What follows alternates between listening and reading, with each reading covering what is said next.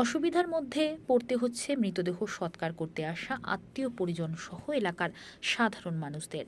জলপাইগুড়ি মাসকলাই বাড়ি এলাকার হিন্দু শ্মশান ঘাটে বৈদ্যুতিক চুল্লির ঘর থেকে ধোঁয়া বের হবার জায়গা বন্ধ থাকার জন্য সেই ধোঁয়া বাড়ির নির্দিষ্ট জায়গা থেকে না বের হয়ে জানালা দিয়ে বের হচ্ছে বলে জানান স্থানীয় এবং মৃতদেহ সৎকার করতে আসা মানুষজন।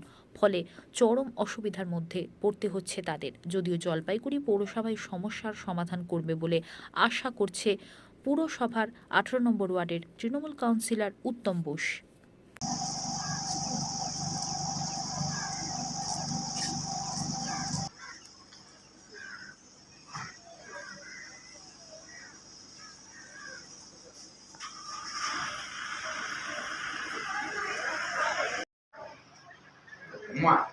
হ্যাঁ, যাচ্ছে যাচ্ছে যাচ্ছে একটু করে নিয়ে যাচ্ছে। না, ফোন নাম্বারটা দাও।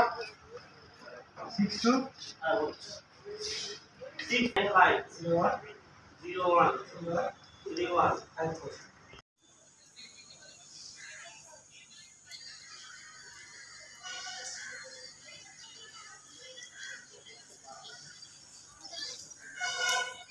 মন্দিরা মিত্র না, মন্দিরা মিত্র না, ফেমাস সিঙ্গার।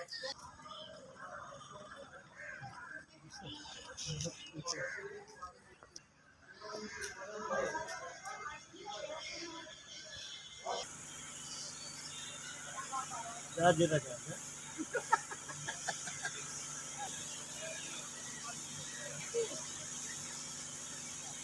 কি আপনার নামটা কি? আমার নাম নারায়ণ রায়। কি হয়েছে কি এটা? এটা ওই যে ভিতরে অ্যাডজাস্ট ফ্যানগুলো ওগুলো সব বন্ধ, যার জন্য ভেন্টিলেটর দিয়ে সব ধোঁয়াগুলো বাইরে বের হচ্ছে। এবার সাধারণ লোকের মনে করেন যারা যারা শ্মশান মন্দিরে আসতেছে তাদের একটু প্রবলেম হচ্ছে। এটা যদি ঠিকঠাক করে তাহলে একটু সবারই সুবিধা হয়। এই খুবই তো কষ্ট হচ্ছে। খুব কোনে দারুণ, ভিতরে তো দেওয়াই যাবে লাশ নিয়ে। এবার যতটুকু সময় মনে করেন সবাই একটু দাঁড়ায় ওখানে, বডিটা ঢুকানো অবধি কেউ দাঁড়াতে পারতেছে না, সবাই বেরিয়ে হয়ে যাচ্ছে।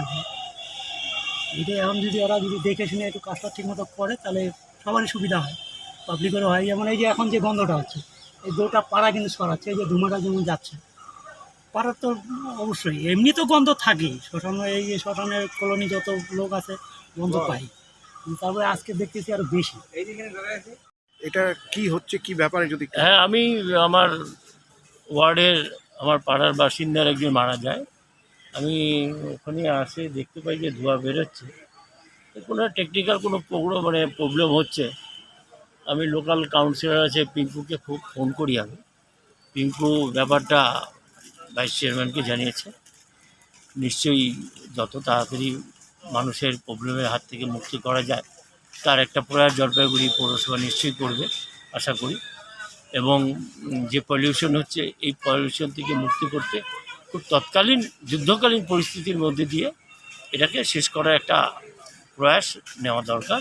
নিশ্চয়ই নিবে জলপাইগুড়ি পৌরসভা, আমি আশা করি।